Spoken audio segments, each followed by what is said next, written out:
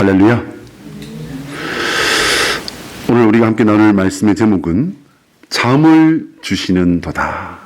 잠을 주시는 도다 라는 말씀입니다. 이 말씀을 통하여 거룩하신 우리 하나님의 음성 들으시기를 주님의 이름으로 축복합니다. 오늘은 우리가 하나님께서 우리에게 베풀어 주신 은혜를 감사하는 추수감사주일로 지킵니다. 추수감사주일은 사실 미국의 명절이에요. 미국이라는 나라가 그다지 역사가 길지 못한 것처럼 이 추수감사주일이라고 하는 이 명절의 역사도 사실은 길지 못합니다. 이 추수감사절은요, 미국에서는 11월 넷째 주일. 왜 우리나라에서는 11월 셋째 주일로 이 추수감사주일을 지키는데 미국에서는 11월 넷째 주일을 지킨대요. 그런데 우리는 왜 11월 첫째 주일을 지킬까요? 11월 셋째 주일 해보니까 드릴 게 없어. 미련 말고는 먹을 게 없어. 감도 다 떨어졌어. 그래서 좀 더 우리가 다양하게 하나님께 드릴 걸 좀 준비해보자 했더니 11월 첫째 주일이 저희 교회는 제일 맞다 하는 판단이 들어서 이렇게 지키고 있습니다. 미국에는 11월 넷째 주일, 캐나다에서는요 10월 둘째 월요일을 지킨대요. 그렇게 해서 4일 동안 우리나라에도 추석 명절이 되면 민족 대이동이 일어나잖아요. 미국이나 캐나다도 이때 마찬가지라고 합니다. 대부분 이제 집으로 가족과 함께 모여서 이렇게 가족과 함께 이날을 보낸다는 거죠. 그러면 이 추수감사주일이라는 것이 언제부터 어떻게 시작됐을까? 이 추수감사주일은요 1623년에 처음으로 추수감사 예배가 드려졌어요. 이 예배가 추수감사절의 기원이 되었습니다. 이 예배를 드린 사람들은요 참 아픈 기억을 가진 사람들이에요. 이 사람들은 영국에서 1620년, 그러니까 예배가 드려지기 3년 전에 1620년에 영국에서 이제 신앙의 자유를 찾아서 영국을 떠나온 사람들입니다. 배를 타고, 여러분 대서양 안 가보셨죠? 이 태평양은요, 아름다운 바다예요. 대서양은요, 이 바다 물빛부터가 달라요. 탁합니다. 탁하고 왠지 별로 그렇게 기분이 썩 좋지 않아요. 제가 태평양에서 나고 자란 사람이라 그런지는 모르겠지만 대서양 바다를 가니까요 그쪽 고기도 맛도 없어요. 그런데 그 대서양 바다를 추운 그곳을 거쳐서 이렇게 와가지고요 지금 현재 미국의 저 윗지방에 이제 도착을 합니다. 그 윗지방은 많이 추운 곳입니다. 이제 백기를 오면서 옛날에 백기는요 지금같이 그렇지 않습니다. 배에서 많은 사람이 죽었습니다. 죽었어요. 그리고 이제 도착해서 이 사람들은 이 기도하고 그렇게 오기는 했는데 도착한 그곳에서 그만 그 첫 해 겨울에 도착한 사람들의 절반이 얼어 죽고 굶어 죽습니다. 어떻게 이럴 수가 있을까요? 어떻게 이럴 수가 있을까요? 이 사람들이 얼어 죽고 굶어 죽는 것을 보다 못한 그 지역에 사는 인디언들이요 다가와서 이제 그 지역에서 사는 방법을 가르쳐주고 그 지역에서 농사 짓는 법을 가르쳐줍니다. 그렇게 해서 그 뒤에 첫 수확을 하고요. 그 첫 수확을 가지고서 그들을 도와준 인디언들과 함께 감사 예배를 하나님께 올려드립니다. 대단하지요? 여러분 뭐가 그렇게 감사하겠습니까? 그렇게 하나님을 제대로 믿어보겠다고 순수한 열정을 가지고 고향 땅 다 버리고 이렇게 어떻게 살아야 될지도 모르는 곳으로 떠나왔는데 오는 길에 친구들이 죽었습니다. 와서 자식들이, 친구들이, 이웃이, 형제가, 부모가 온 사람들의 절반이 첫 겨울에 얼어 죽고 굶어 죽습니다. 이게 얼마나 비참한 일입니까? 그런 일을 겪고도 이 사람들은 뭐가 그렇게 감사했을까요? 여러분 추수감사주일에 우리나라에서는 그렇게 잘 안 하는데요. 미국에서는 이 칠면조를 올려요. 이만한 칠면조를 이렇게 올리고요. 그리고 옥수수를 먹는다고 합니다. 옥수수를 이제 남부지방에서는 옥수수를 5개를 올리는 걸 전통으로 한대요. 근데 그게 이유가 있어요. 5개가 행운의 숫자다 이게 아니고요.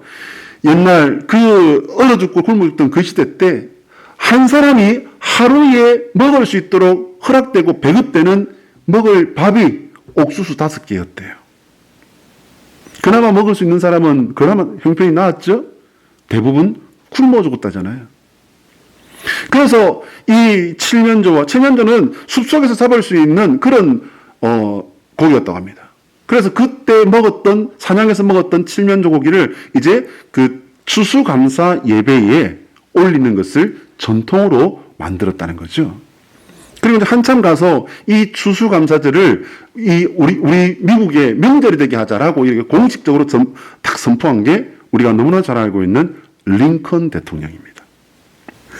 그 멀고 먼 미국 땅에 400년 전에 선교사들이 도착해서 만든 그 기념일이 우리하고 무슨 상관이 있길래 오늘 우리도 이렇게 추수감사절로 아까 우리 이영경 권사님은 막 이렇게 소반에다가 확 담아가지고서 그냥 주머니 들고 오신 게 소반에 담아가지고 이렇게 오셨어요. 왜 이렇게 해요? 왜요? 400년 전 그들을 붙드시고 인도하시고 죽음 속에서도 절망 속에서도 작은 씨앗을 주신 그 하나님께 감사했던 그 사람들이 감사하고 사랑했던 그 하나님이 오늘 우리의 하나님이시기 때문에 그런 줄로 믿습니다.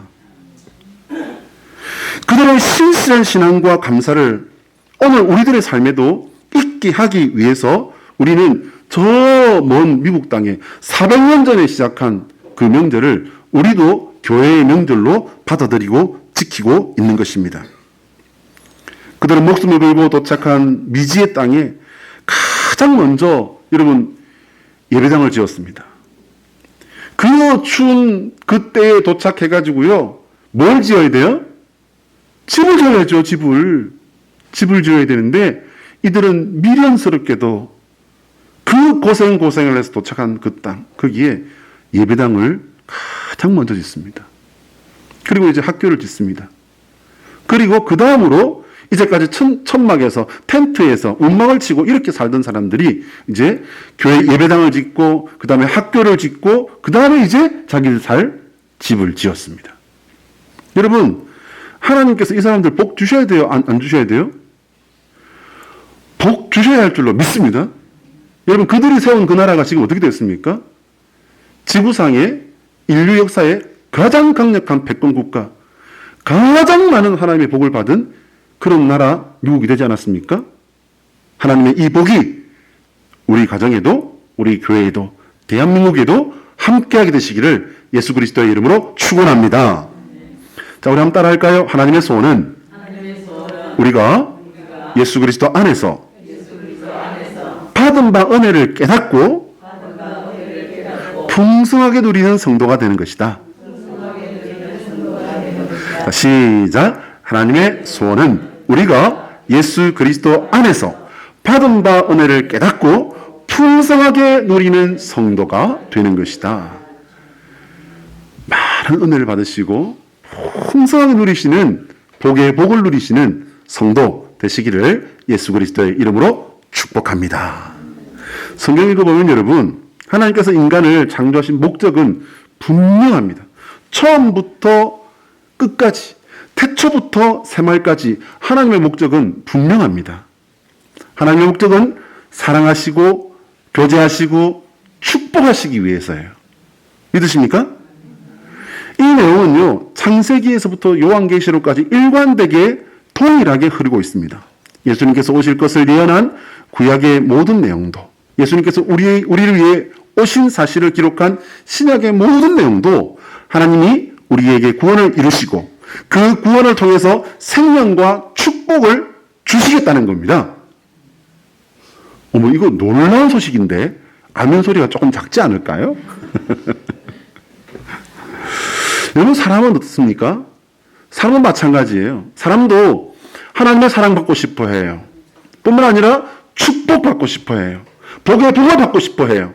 문제는 뭐냐면 사람은 축복을 무병장수하고 만사형통하면 이걸 복이라고 사람들은 생각해요. 이게 복입니까, 여러분? 복 아닌 건 아니에요. 그러나 그닥 복도 아니에요.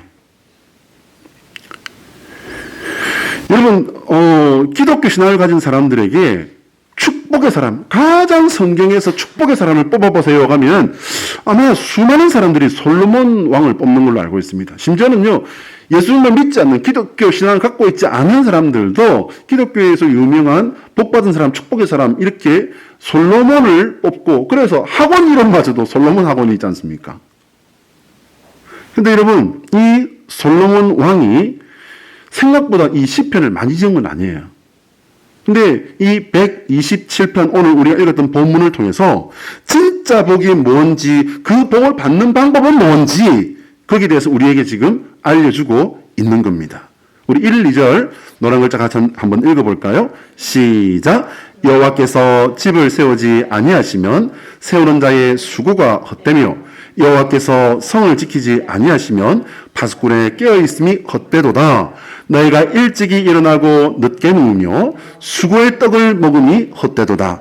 그러므로 여호와께서 그의 사랑하시는 자에게는 잠을 주시는도다. 여러분, 이 2절의 하단들을 보시면 그러므로 여호와께서 그를 사랑하시는 자에게는 잠을 주시는도다. 이게 앞에 있는 내용과 생각하면 왠지 이게 좀 생뚱맞은 것 같아요. 질문입니다, 여러분. 왜 여호와께서 사랑하시는 이에게 잠을 주신다라고 이렇게 생뚱맞게 말씀을 하고 있는 것일까요? 솔로몬 왕은 본문 1, 2절에서 진짜 복이 뭐다라는 걸 지금 이제 우리에게 알려주고 있는 거예요, 여러분. 여러분, 진짜 복이 뭡니까? 진짜 복은요, 평강이에요, 평강. 그냥 마음 편함 아닙니다, 여러분. 그냥 마음 편한 사람은요, 마음 편한 사람은 죄를 지으면서도 자기가 지은 그 죄에 대해서 모르고 그 죄를 지었음에도 불구하고 마음 편한 사람, 아무렇지도 않은 사람이 있어요. 그걸 뭐라고 그래요, 여러분? 사이코패스. 일종의 정신병입니다, 여러분. 큰 죄를 짓고 심지어는 사람을 죽이면서도 이게 뭐가 잘못됐는지 심지어는 죄의식조차도 느끼지 못합니다. 이건 정신병이거든요. 이런 평강, 그냥 막무가내로 마음이 편안한 거, 이걸 말하는 게 아닙니다. 환난과 고민과 절망의 꺼리와 나의 실패와 나의 상처와 그 모든 것들을 다 이기고 넘어가는 거 말이에요. 다 이 모든 것들을 이기고 넘어가는 평강, 마음의 평안.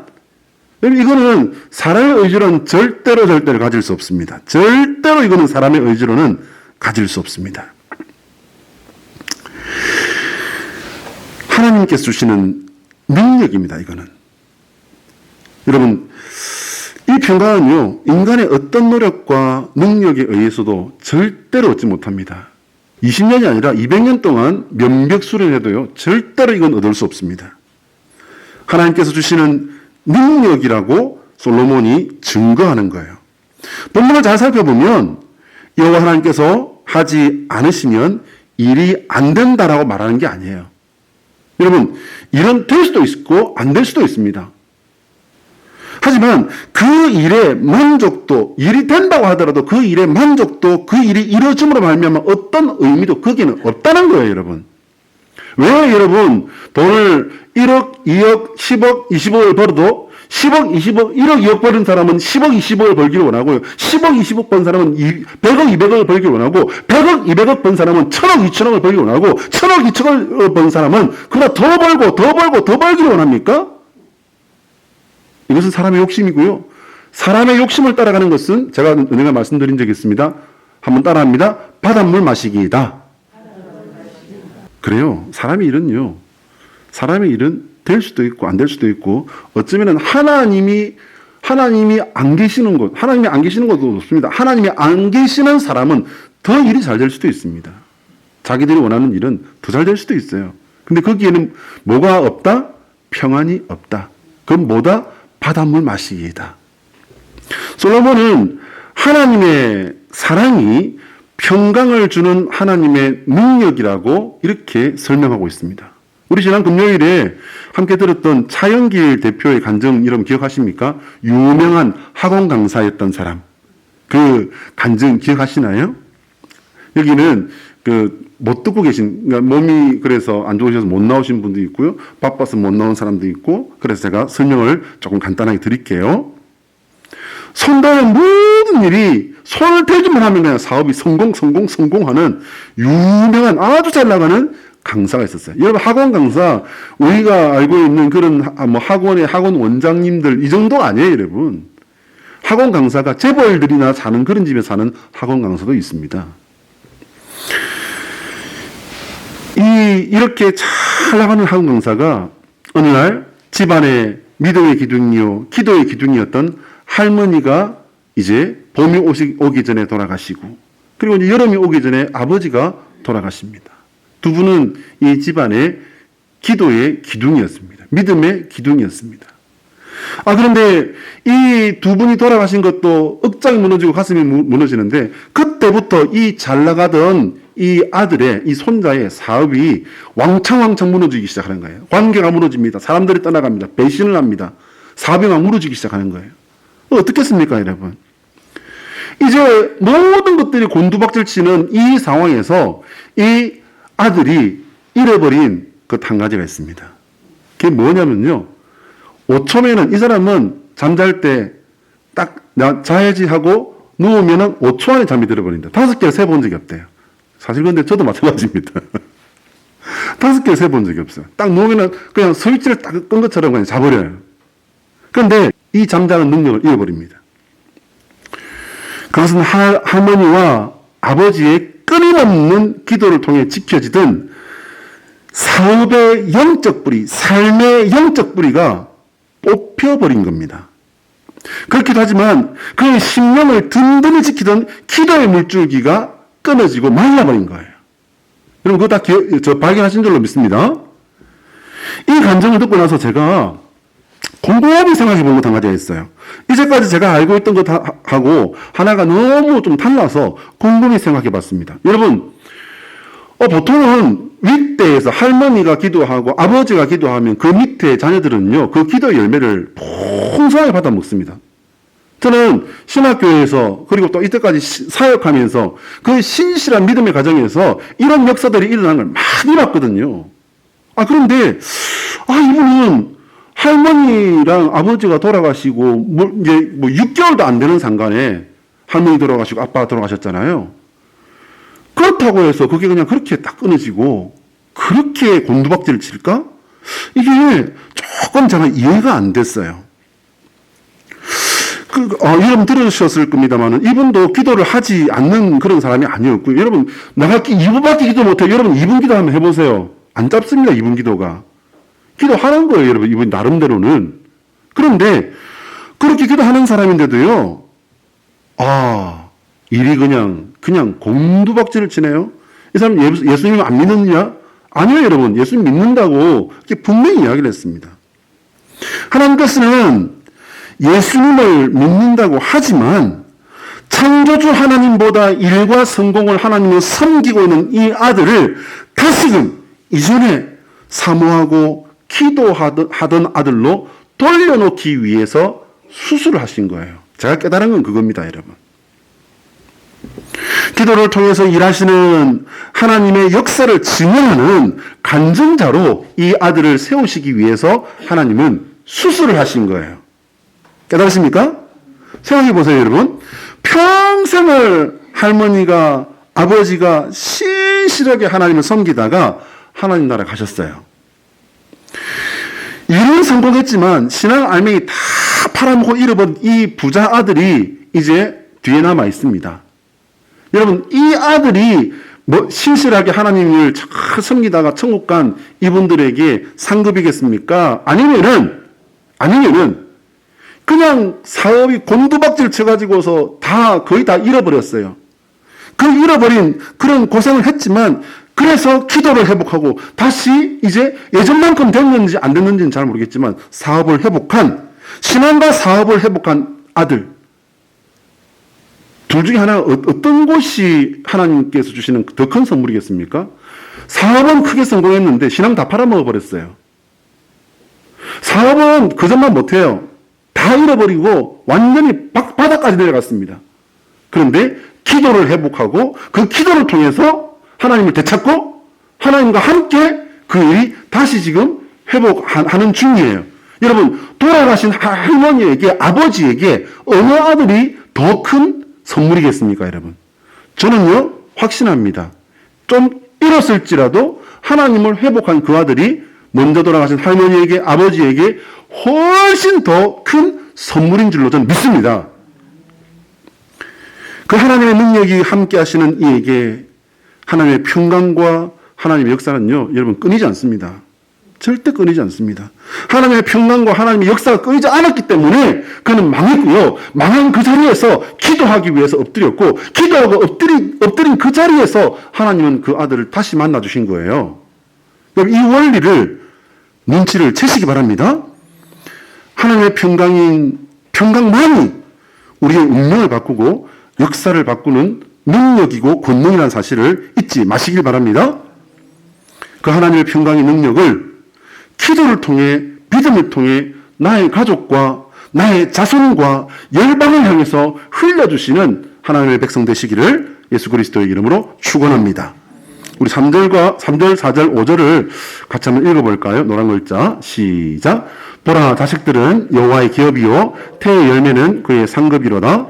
젊은 자의 자식은 장사의 수중의 화살 같으니 이것이 그의 화살통에 가득한 자는 복되도다. 그들이 성문에서 그들의 원수와 담판할 때에 수치를 당하지 아니하리로다. 질문입니다, 여러분. 왜 자식이 장사의 수중에 화살과 같다라고 하는 이런 비유를 하나님께서 주셨을까요? 성경에서 자녀는요, 현재의 축복과 미래의 보장이에요. 성경에서는, 특별히 구약에서는 전부 다 그렇게 이렇게 사용이 되었습니다. 여러분, 동서고금을 막론하고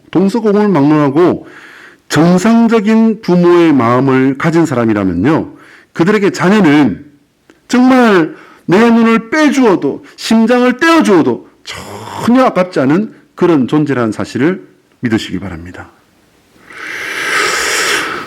이 마음은요, 하나님이 인간 부모보다 더 하면 되겠죠. 덜 하지 않다고 성경은 우리에게 알려주고 있습니다. 시편 27편 10절에 다윗이 고백하는데 이 고백을 봐도 그래요. 내 부모는 나를 버렸으나 여호와는 나를 영접하시리로다. 이 말씀이 뭐냐면요, 내 부모가 나를 버렸다라기보다는요, 내 부모가 나를 버릴 일도 없지만 하나님께서는 그보다 더 나를 버리시지 않고 나를 기쁨으로 영접해 주신다, 그 뜻입니다.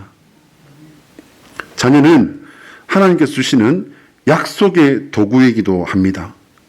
근데 요즘 젊은 부부들은요, 경제 때문에, 또 여러 가지 환경 때문에, 미래 계획 때문에, 교육 환경 때문에, 뭐 때문에 애 낳아요, 안 낳아요? 안 낳아요. 애를 안고 가는가 보다 하고 이렇게 딱 보면은 뭘 안고 가요?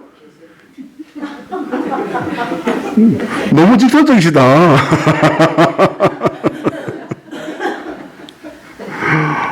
유모차를 다 이끌고 왔는데 유모차가 너무 이뻐요. 그럼 거기에 이제 아이고 애기가 있나 보다 하고 봤더니 뭐가 계세요?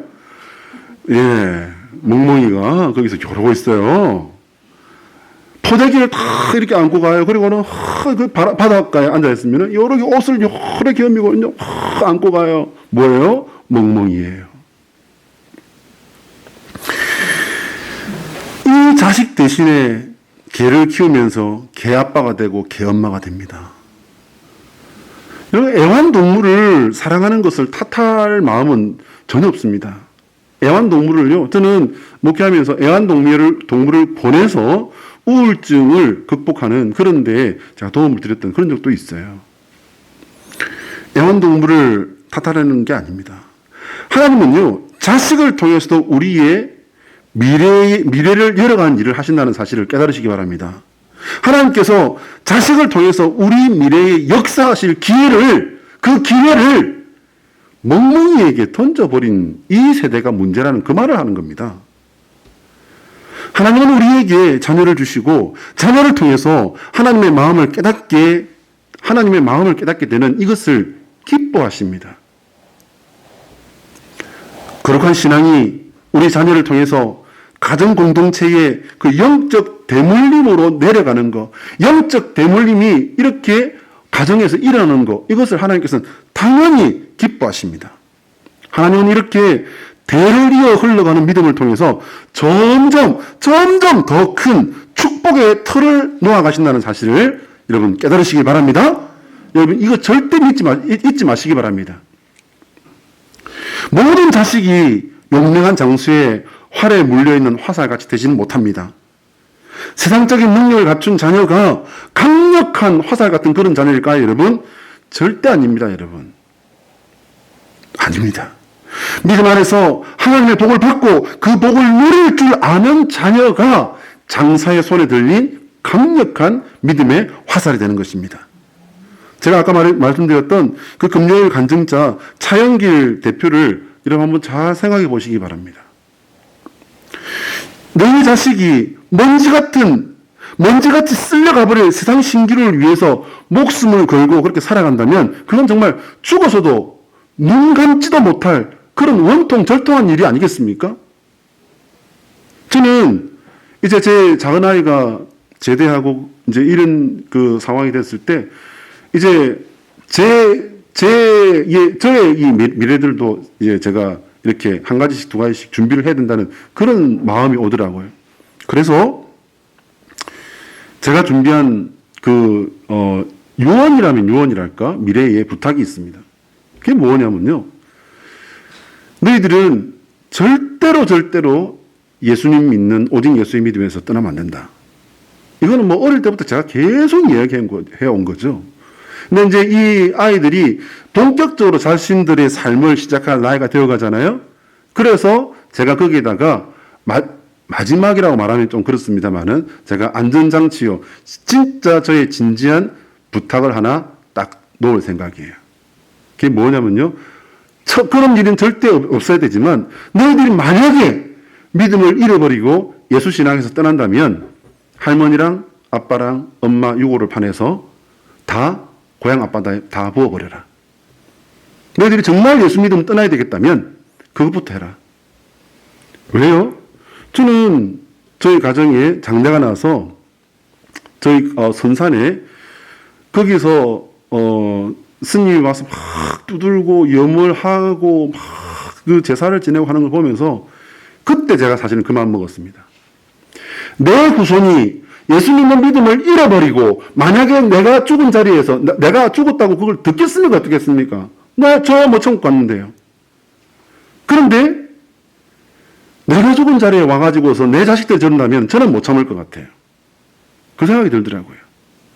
그래서 네가 정말 예수님을 떠날 거면 예수님의 믿음을 그만둘 거면 할머니랑 아빠랑 엄마 유고를 파내서 네 손으로 저 바다에 뿌려버리고 그리고 네 믿음 끝내버려라.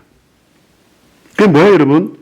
내 유고를 파내서 이 믿음의 역사를 끝낼 거면 네 믿음도 끝내라. 그 말이죠. 하나님은 여러분 구약 성경을 쭉 읽어보시기 바랍니다. 하나님은 우리의 믿음이 그 가정에 대물림되는 거, 그 역사 속에서 이 작은 믿음을요 크게 만들어 가시는 역사를 하시는 거예요.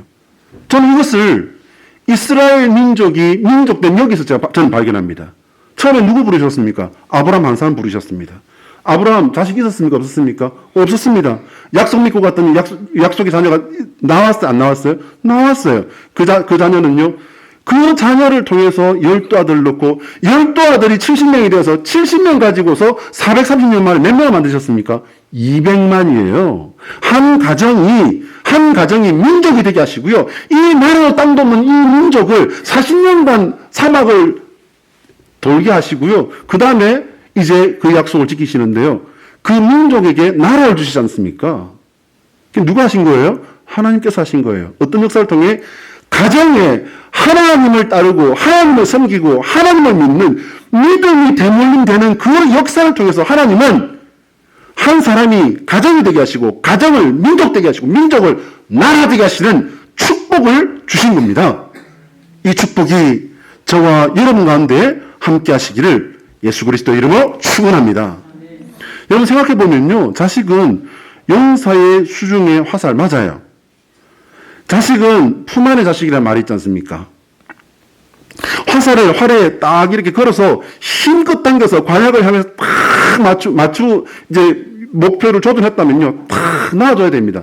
그냥 잡고만 있으면 어떻게 돼요, 여러분? 활을 탁 쏘기 위해서 탁 잡고만 있어요. 그럼 어떻게 되겠어요? 아프죠. 어떻게 되기는. 손이 아프거나 팔이 아프겠죠. 여러분, 활 당겨보셨어요? 굉장히 이게 짱짱하고 세거든요. 잘못 넣으면 이걸 놔야 되는데, 이걸 놔야 화살 당할 거 아니에요. 이걸 놔야 되는데, 이걸 놔버리면 얼굴이 아프겠죠. 아이, 그런 겁니다. 관역을, 목표를 맞췄다면은, 놔줘야 화살이 날아갑니다. 성경의 모든 말씀들이 감동과 능력의 말씀이지만요, 자식은 장사의 수중에 화살과 같다라는 이 표현이야말로 교육학적으로, 심리학적으로, 그리고 신학적으로 절묘한 표현이라고 제가 생각합니다. 문제는요, 이 화살이 관역에 맞느냐, 맞추지 못하고 빗나가느냐, 혹은 관역에 맞았는데도 어떤 관역에 맞았느냐, 이게 문제입니다, 여러분. 헬라어의 죄라고 하는 이 하마르티아라고 하는 이 단어는요, 뭡니까, 여러분? 아시는 바와 같이요, 관역에서 빗나갔다는 뜻이 죄악이라는 단어예요. 관역은 하나님께서 정하십니다. 혹은 관역에 분명히 맞췄는데도 그게 정하신 관역인지 아닌지 그것은 하나님께서 아신다는 거예요. 군대에서 총으로 사격해보면 종종 이런 일이 벌어집니다. 똑같이 총알을 10개씩 주고, 자, 이제, 저 앞에 보이지? 저게 네 관역이다. 알았지? 그걸 쏘는 거야. 그리고는 다 이제, 거기 보고 쏘게 합니다. 그런데, 실제 있었던 일이에요. 종종, 이 부대마다 종종 있어요. 뭐냐면, 다 맞았다는 거예요, 다. 야, 10발 다 맞았다. 그걸 군대용으로 만발했다는 거예요, 만발. 다 맞았다. 야, 그랬는데, 교관이 다 가가지고 보니까는, 다 맞았다는데, 너는 7발밖에 안 맞았는데? 근데 옆에 보니까 13발이 맞았어요.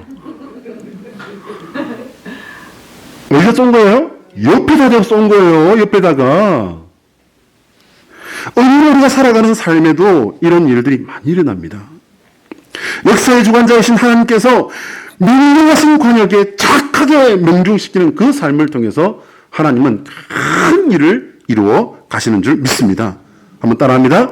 예수 그리스도의 십자가는 우리에게 구원 생명을 주신 최고의 은혜이다. 시작. 예수 그리스도의 십자가는 우리에게 구원 생명을 주신 최고의 은혜이다. 여러분, 구원, 생명, 이거보다 더 큰 것을 말씀해 보세요. 구원, 생명, 이거보다 더 큰 거, 이거 존재하지 않습니다. 유명한 이솝 우화에 황금알을 낳는 거위라는 얘기가 있어요. 이야기가 있습니다. 옛날 이야기인데요. 이 줄거리는 대충 이래요. 옛날 어느 마을에 한 농부가 일을 하고 있었습니다. 농장에서 일을 하고 있는데 거위가, 이게 마을에서 보던 거위가 아니에요.